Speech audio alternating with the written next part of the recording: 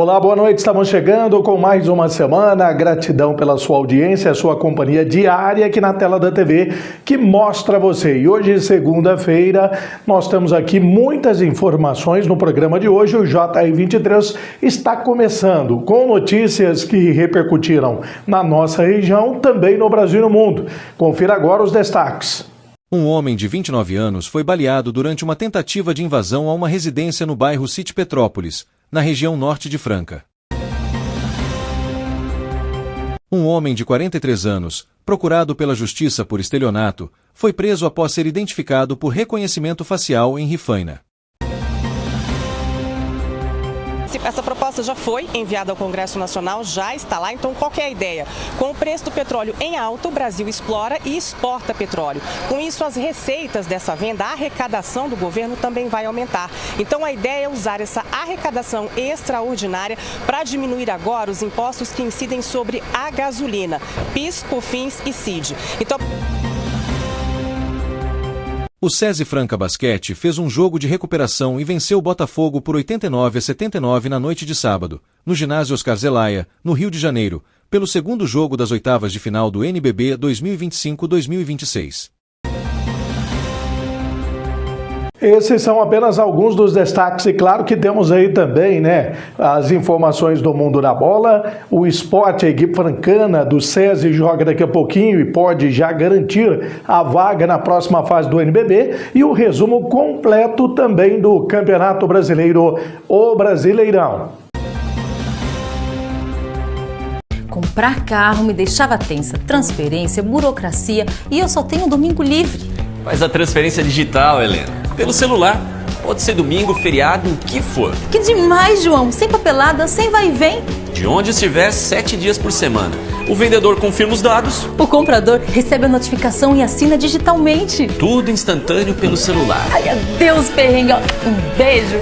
São Paulo vive a maior seca dos últimos 10 anos. E às vezes, mesmo quando chove, não cai uma gota nos reservatórios. O governo do estado trabalha para solucionar problemas históricos com monitoramento mais eficiente e muito investimento. Mas a gente tem que fazer a nossa parte. Tome banhos curtos, feche a torneira, conserte vazamentos, economize água. Você já ouviu falar em empatia? Nada mais é do que se colocar no lugar do outro. Por exemplo, aqui na faixa de pedestre, a obrigação de parar antes da faixa é do motorista, inclusive quando não há semáforo. Mas você pode ajudá-lo.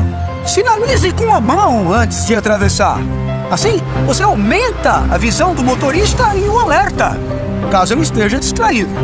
Por falar em distraído, jamais atravesse a rua olhando no celular ou escutando música. Pensa bem, custa focar na tua vida pelo menos por alguns instantes? Também procure fazer contato visual com o motorista. Espere ele parar, claro. Pensar em você também é pensar no outro. Sinalize antes de atravessar. Toda faixa de pedestre é um sinal. Sinal de respeito. Detran. Você sabe o que é biometria?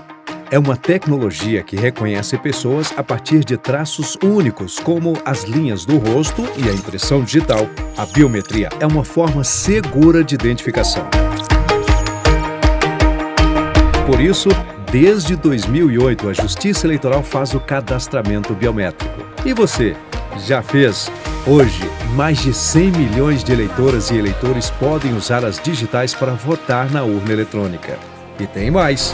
Com a biometria registrada, sua foto aparece no e-título e você pode usar como documento oficial na hora do voto. O cadastro da biometria é gratuito e só pode ser feito presencialmente. Procure o cartório eleitoral ou acesse o site do Tribunal Regional Eleitoral de seu estado para fazer o agendamento. Biometria é mais proteção para você e para o seu voto.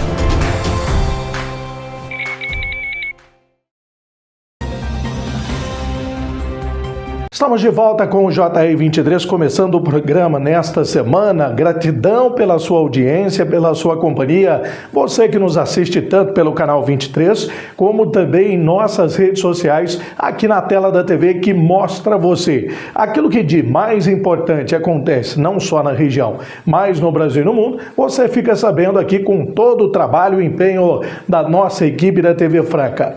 Vamos começar agora, como você já está acostumado, as informações do setor policial e o resumo. Nós tivemos um homem que acabou sendo preso graças ao uso da tecnologia. É aquele sistema da muralha paulista que tem o reconhecimento facial. E tivemos também, infelizmente, mais um caso de um jovem que foi baleado. Tem as informações, você confere agora no JR 23. Um homem de 29 anos foi baleado durante uma tentativa de invasão a uma residência no bairro City Petrópolis, na região norte de Franca.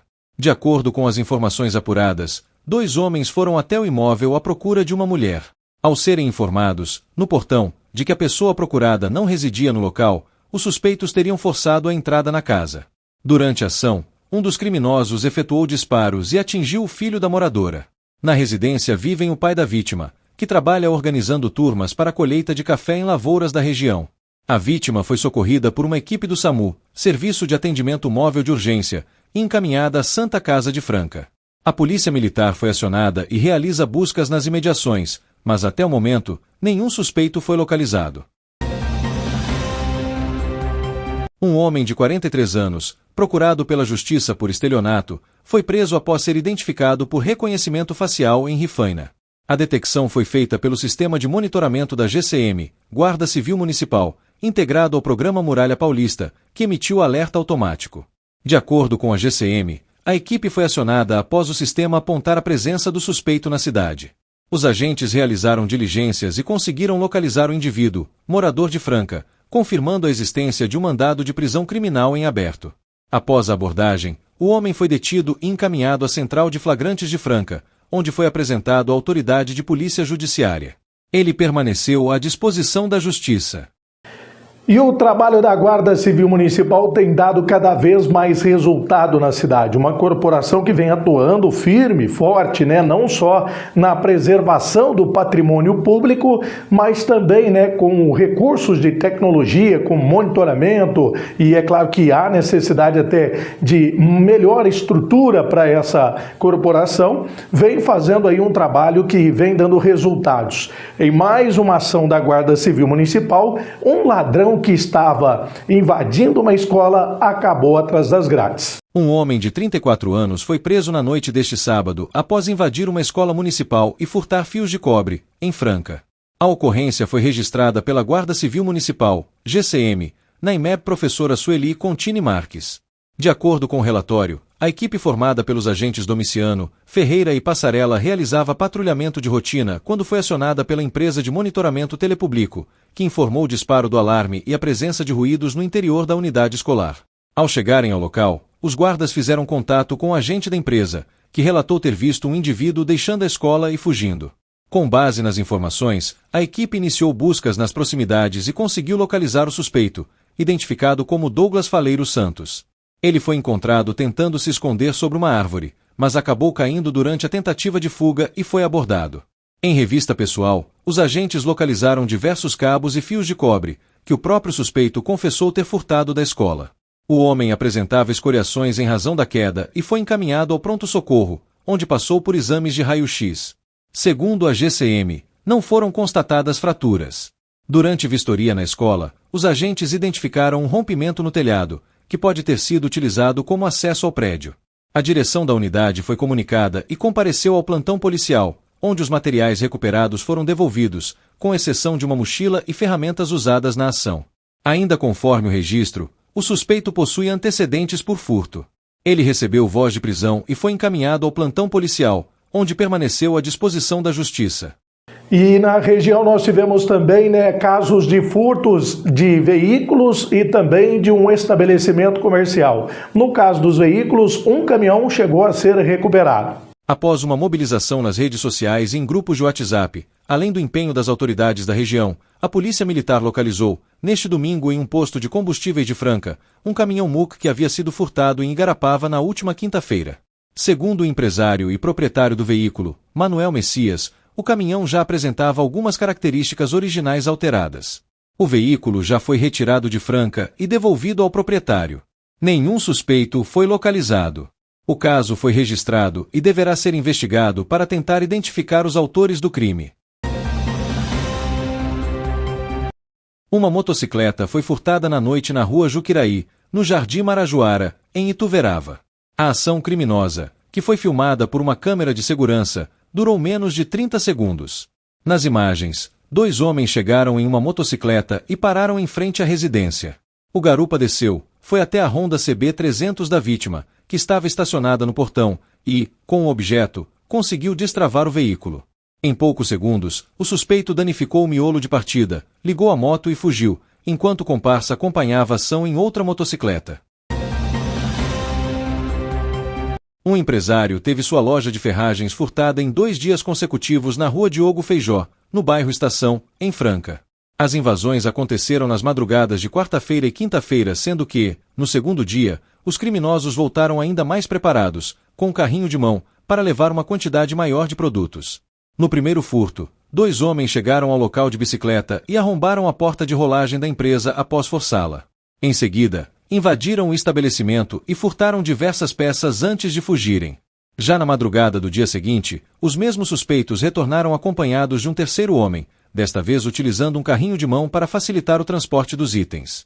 Novamente, eles arrombaram a porta da loja. Enquanto 2 entravam para separar os produtos, o terceiro permanecia do lado de fora, recebendo a mercadoria e colocando-a no carrinho. Toda a ação foi registrada por câmeras de segurança, que mostram a dinâmica dos 2 crimes e a repetição do grupo criminoso. Após os furtos, os 3 suspeitos deixaram o local com os objetos levados. As imagens já foram entregues à polícia, mas até o momento ninguém foi identificado e nenhum item foi recuperado. Intervalo rapidinho, na sequência as informações aqui no JR23, elas continuam.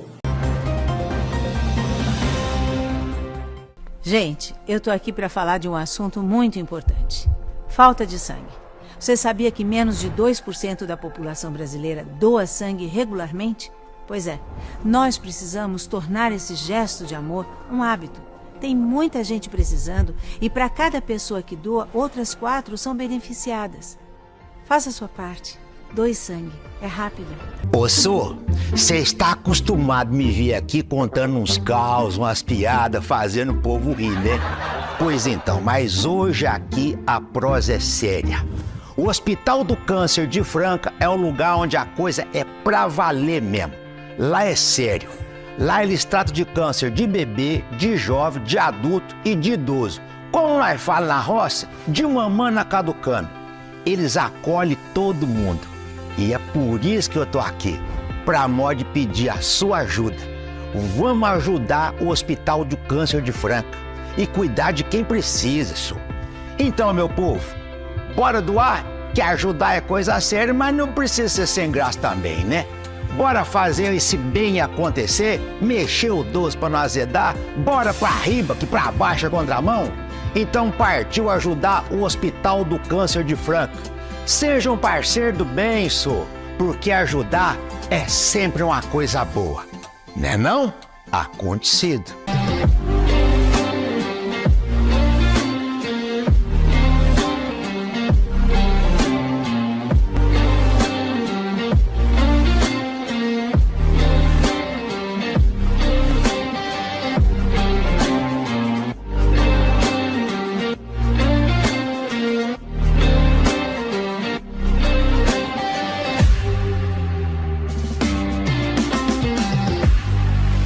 Uma nova opção, dinâmico e diversificado, uma multiplataforma em serviço da informação, notícias, entretenimento e variedade. O que você precisa saber para começar o dia, na velocidade do tempo, a informação que vai de encontro com seu interesse. www.portaldefranca.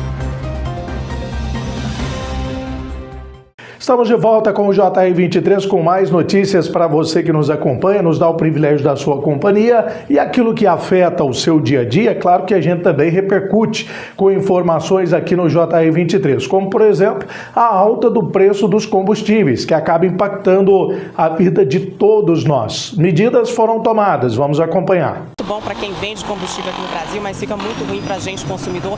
Por isso o governo está tomando medidas para diminuir esse impacto da guerra aqui no Brasil. Essa proposta já foi enviada ao Congresso Nacional, já está lá, então qual que é a ideia? Com o preço do petróleo em alta, o Brasil explora e exporta petróleo. Com isso, as receitas dessa venda, a arrecadação do governo também vai aumentar. Então a ideia é usar essa arrecadação extraordinária para diminuir agora os impostos que incidem sobre a gasolina, PIS, COFINS e CID. Então a proposta já está no Congresso, foi enviada pelo líder do governo na Câmara, já está lá tramitando em regime de urgência, é uma autorização para usar essa receita extraordinária, com isso mantendo a neutralidade fiscal, agindo com responsabilidade fiscal. Então como é que isso funcionaria? Se o Congresso autorizar, a cada 2 meses o Ministério da Fazenda faria um cálculo, enviaria esse cálculo para o presidente da República e essa redução então no preço da gasolina seria publicada a cada 2 meses com parcimônia. A ideia não é zerar, como aconteceu no caso do diesel, não é zerar os impostos, os tributos federais, mas sim diminuir.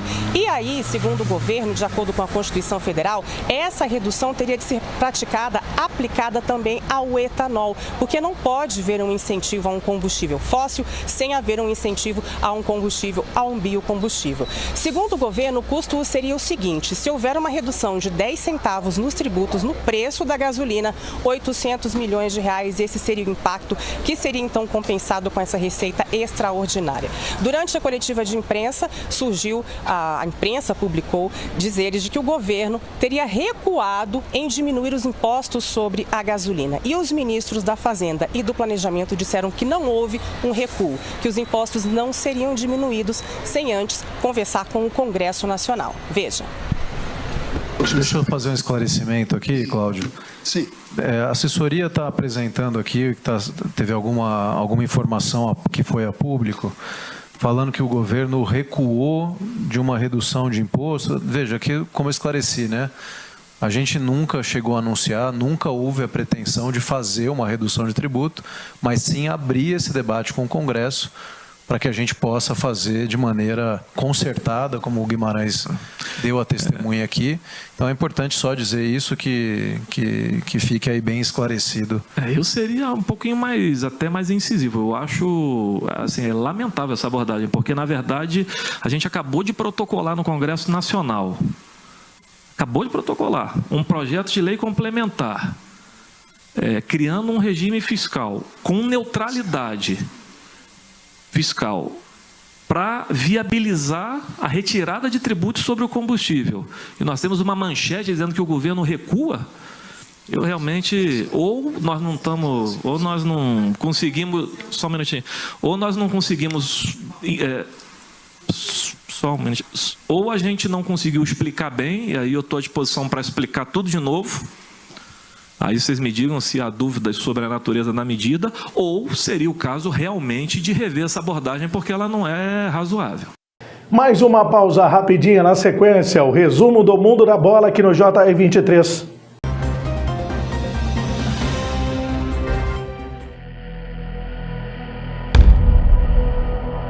Minha terra tem basquete, tem história e tem chuá.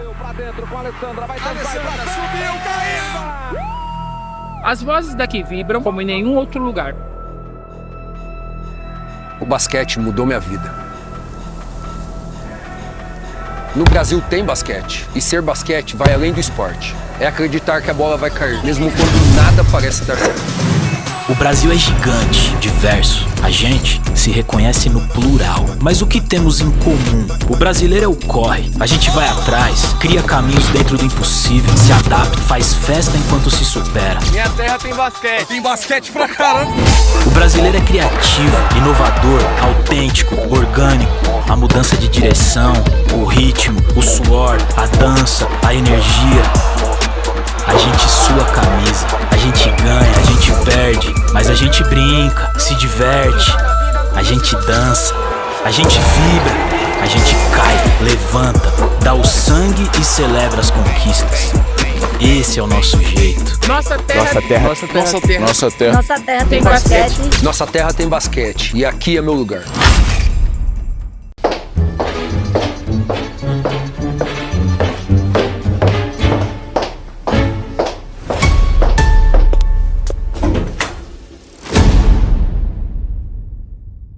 André, é o seguinte, você abre a transmissão, fala teu texto, aí você já chama os repórteres de campo que eles vão te passar a escalação dos times, beleza? Beleza. Gente, tem como me dar só um pouquinho mais de retorno? Só um pouquinho. O que é isso aqui? Novo Paulistão. Aí sim, hein? Hã? Não tem mais grupos? Os times se enfrentam todos dentro de cada pote, mas só enfrentam alguns times dos outros potes. Já sei. Fala, Kleber, tudo bem? Fala aí, André. Entendeu tudo, amigo? Entender eu entendi. Tem uma dúvida ou outra, sim, mas acho que o Luizinho pode ajudar a tirar essas dúvidas aí. Não pode, Luizinho? O que eu sei é o seguinte, que a gente vai ter todos os clássicos. Agora o resto... Rapaziada, eu acho que a gente vai precisar de um especialista. Já sei quem vai explicar pra gente.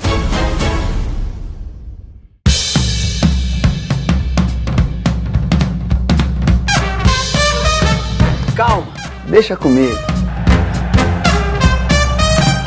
O novo Paulistão está ainda mais emocionante. Todo jogo vale muito. A forma é inspirada na UEFA Champions League, só que é do jeitinho todo nosso. Esqueça os grupos, agora serão 4 potes e os times jogam dentro de cada pote. E contra alguns times dos outros potes. Contra quais times? Aí é sorteio, é claro! São 8 rodadas da primeira fase, e aí vão para os mata-matas os 8 primeiros colocados, independentemente do pote. O Paulistão é o maior campeonato do primeiro semestre do Brasil, sempre com inovações e transmissões que a gente ama. Emoção até o último chute, meu amigo. Pelo jeito isso vai ser bom demais. Vai ser divertido, hein?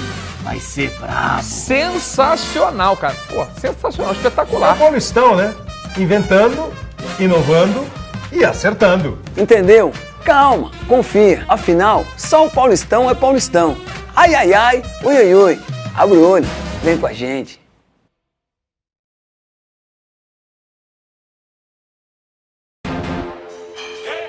Você pode dar o sangue por você? Você pode dar o sangue pelos seus sonhos? Pela sua família? Por uma causa? Você pode. Comece hoje e faça disso um hábito. Porque quando você descobre que pode dar o sangue por você, você também descobre que pode ajudar outras vidas. Procure um hemocentro e doe sangue regularmente. Você pode. Ministério da Saúde.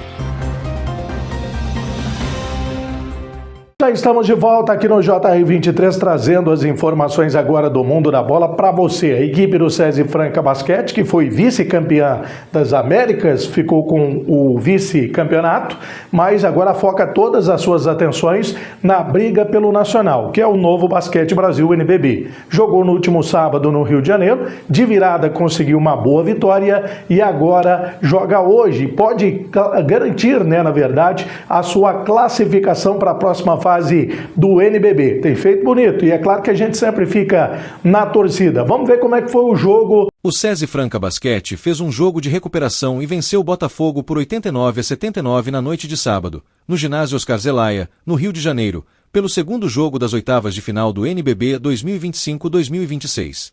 Com o resultado, o time paulista está a um triunfo da vaga nas quartas de final da competição nacional. A classificação pode ser consolidada nesta segunda, quando os times voltam a se enfrentar no Rio de Janeiro, às 21 horas. Em caso de vitória botafoguense, a série volta para Franca para o jogo 4. O Botafogo começou o jogo com muito ímpeto ofensivo e forte na defesa, anulando praticamente todo o ataque francano. O ala pivô Scheuer foi o nome do período ao anotar 21 pontos, com 100% de aproveitamento no ataque. O quarto terminou em 35-23 para o Glorioso. No segundo quarto, Franca acordou e começou a melhorar, mas seguiu atrás do marcador. Os 10 minutos tiveram alternância no domínio dos pontos. Scheuer seguiu bem e só perdeu o aproveitamento total, restando 3 minutos para o fim do período, quando errou o primeiro arremesso. No final, o time paulista acelerou o jogo e, no estouro do relógio, Jorginho marcou de 3 pontos para deixar a desvantagem em apenas 4 pontos na ida ao vestiário, 53-49 para o Botafogo. A volta do intervalo teve um atraso de cerca de 30 minutos por conta de um problema em um dos cronômetros do ginásio Oscar Zelaya. Quando a bola subiu, Franca continuou a busca pela recuperação no placar e passou à frente nos 3 primeiros minutos. Depois, as equipes foram trocando cestas ao longo do período, com leve vantagem francana, que acertou a defesa, tirou ataques do adversário e foi para o quarto final vencendo por 70-68. O jogo do Franca encaixou no último quarto e o time conseguiu abrir vantagem nos primeiros minutos e manteve durante todo o período. O Botafogo ameaçou uma reação depois da metade do quarto final, mas Franca conseguiu se manter na liderança do placar e segurou os donos da casa para garantir a segunda vitória na série, 89-79. O cestinha da partida foi o ala pivô Scheuer, do Botafogo, com 33 pontos. Foi o recorde da carreira dele no NBB. Pelo lado do Franca, com 23 pontos, Bennett foi o maior pontuador. O time ainda teve Jorginho com duplo-duplo, 21 pontos e 10 rebotes. Ele ficou a 2 assistências de um triplo-duplo. E agora é hora, em vez de falarmos de campeonato brasileiro. Dos 4 grandes de São Paulo, o que tropeçou foi o Santos. E olha que o Peixe estava vencendo por 2-0, teve várias chances de conseguir a vitória contra o Bahia, mas ficou apenas com um pontinho, né? Aquele empate, sabor amargo, né, de derrota. Mas São Paulo, Palmeiras e Corinthians conseguiram vitórias importantes no Brasileirão. O Corinthians venceu o Vasco por 1-0 na Neoquímica Arena, pela 13ª rodada do Brasileirão. Matheus Bidu fez o gol da vitória corintiana após uma bela jogada coletiva. Garro deu um passe de letra para o lateral esquerdo marcar. O alvinegro precisou jogar o segundo tempo inteiro com um homem a menos. André foi expulso na reta final da primeira etapa após uma tesoura em Thiago Mendes no campo de ataque. O meio-campista já tinha sido expulso no clássico contra o Palmeiras. Mesmo jogando com 10, o Corinthians sofreu pouco. O Vasco não conseguiu dar trabalho ao goleiro Cauê, que não fez grandes defesas na etapa final. Com o resultado, a equipe de Fernando Diniz chegou aos 15 pontos, subiu para a 14ª posição e deixou a zona do rebaixamento. Agora o Santos é o primeiro time dentro do Z4, com 14 pontos. Já o Vasco permaneceu com 16 pontos no 10º lugar. O Corinthians volta a campo na quinta-feira, às 21 horas contra o Peñarol na Neoquímica Arena, pela 3ª rodada da fase de grupos da Copa Libertadores. No fundo é uma coisa que eu sempre quis, e eu acho que eu fui melhorando muito em relação a esse aspecto na minha carreira inteira.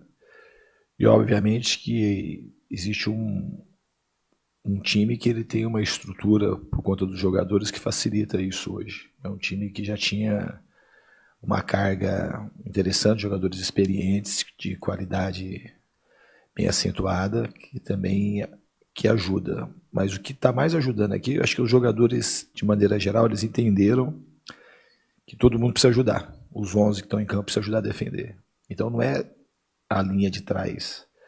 Eu acho que é a conscientização dos jogadores, aqui, a fome que eles estão tendo para fazer aquilo que eu posso entregar para eles. Eu acho que esse tem sido o grande diferencial.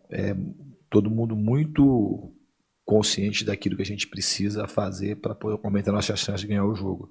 Então o sistema defensivo não começa atrás, né? Ele começa na frente. Hoje foi uma prova, mais uma prova disso, sendo que eu acho que o jogo do Palmeiras foi a fotografia mais emblemática desse processo que o sistema defensivo do clube hoje vive. E a gente tem que procurar melhorar, porque sempre tem coisa para melhorar. O São Paulo venceu o Mirassol por 1-0 no estádio Brinco de Ouro, em Campina, pela 13ª rodada do Brasileirão, e amenizou a pressão em cima do técnico Roger Machado. Luciano, de cabeça, marcou o único gol do jogo após assistência de Wendel. O São Paulo finalizou 16 vezes na partida, mas só acertou o gol uma vez, o que foi suficiente para o triunfo. O Mirassol criou boas chances de gol com o lateral esquerdo Reinaldo como principal arma, mas os atacantes não colaboraram. André Luiz e Tiquinho Soares perderam grandes oportunidades, e a equipe saiu de campo derrotada. Com o resultado, o São Paulo foi a 23 pontos, mesma pontuação de Flamengo e Fluminense, que ainda jogam na rodada, e fica com a 4ª posição na tabela. O Mirassol permaneceu com 9 pontos na 18ª posição. O tricolor do Morumbi volta a campo na próxima terça-feira, às 21h30, contra o Milionários, no estádio Nemésio Camacho El Campín, em Bogotá, na Colômbia, pela Copa Sul-Americana. Na verdade, são 5 trocas possíveis, né?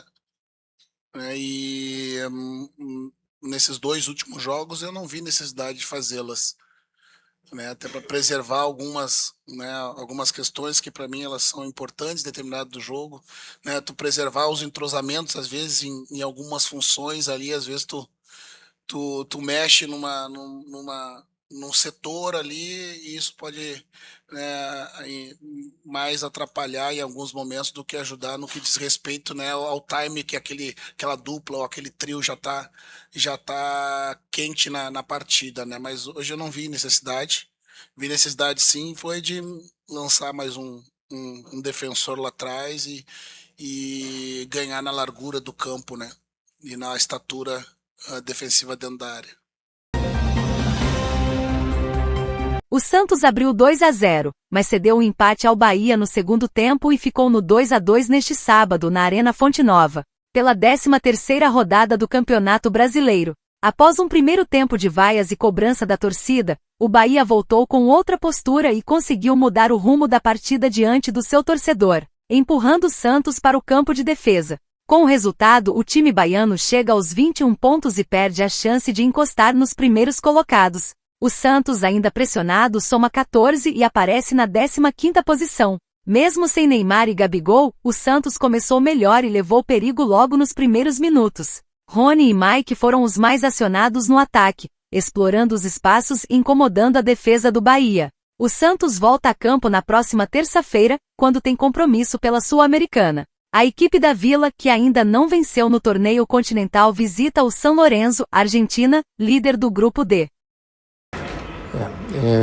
Vamos lá. Ele tem uma característica que é muito interessante, a característica da velocidade por dentro, não pelos lados do campo. Quando a gente perdeu o Tassiano e o Rony já estava desgastado, é ele que tem que entrar. O campo estava muito aberto para o contra-ataque. O Bahia lá na nossa intermediária todo, o campo todo para nós contra-atacarmos, e apareceram as chances. Por quê? Porque ele pôs a velocidade para fazer o gol. Uma por dentro, pelo lado direito, e ele chutou, o goleiro defendeu no meio do gol. Era o 3-0. E a outra no final, entramos em 2 contra 1 na velocidade dele, por dentro também. E ele fez a escolha errada, infelizmente. Mas eu uso o jogador conforme a característica dele e o jogo pede. E hoje era na troca do Tassiano e do Rony, eram ele e o Moisés que eu tinha para esse jogo, para essa velocidade final. O Barreal teve indisposição, não pôde jogar hoje, e eles são os caras que por dentro jogam, não é pelo lado do campo como a gente tem os demais jogadores. Por isso que ele está tendo as oportunidades. O Palmeiras venceu o Red Bull Bragantino por 1-0, pela 13ª rodada do Brasileirão, em Bragança Paulista. Flaco Lopes marcou o gol da vitória do Palmeiras, voltando a marcar no Brasileirão após 6 jogos de jejum. Contando todas as competições, o argentino havia marcado apenas um gol nos últimos 10 jogos, contra o Sporting Cristal na Libertadores. Outro destaque do duelo no estádio Cícero de Souza Marques foi a presença de Jürgen Klopp, chefe global de futebol da Red Bull. O alemão conversou com o técnico Wagner Mancini antes da partida e acompanhou o jogo das tribunas. Líder do Brasileirão, o Palmeiras manteve 6 pontos de vantagem para o segundo colocado Flamengo, que goleou o Atlético Mineiro nesta rodada. O time carioca tem uma partida a menos. O Bragantino tem 17 pontos e está na 9ª colocação. O Palmeiras volta a campo na quarta-feira, quando enfrenta o Cerro Porteño fora de casa, pela 3ª rodada da Libertadores. Pelo Brasileirão, o Verdão recebe o Santos no próximo sábado. Se eu puder escolher entre nota artística e resultado, o resultado é sempre melhor, porque as equipas vivem de resultados. Sim, é verdade, hoje poderíamos ter estado um pouquinho melhor nessa nota artística, principalmente com bola, mas quando não estamos tão inspirados há uma coisa que não pode faltar, que é empenho, intensidade, saber o que fazer quando não temos bola, porque saber defender também é um dom, e defendemos muito bem, e também faz parte do jogo esse momento. E hoje falta-nos saber se foi por mérito do adversário ou de mérito nosso, passámos mais tempo a defender, mas o adversário teve 2 oportunidades, o nosso goleiro teve bem nas 2 ações, e o jogo resume-se a isso, mais 3 pontos para o Palmeiras. Final de JI 23, agradecendo você pela imensa audiência diária aqui na tela da TV, que mostra você. Amanhã já está de volta, né? Aqui no JI 23, e a gente conta com a sua companhia.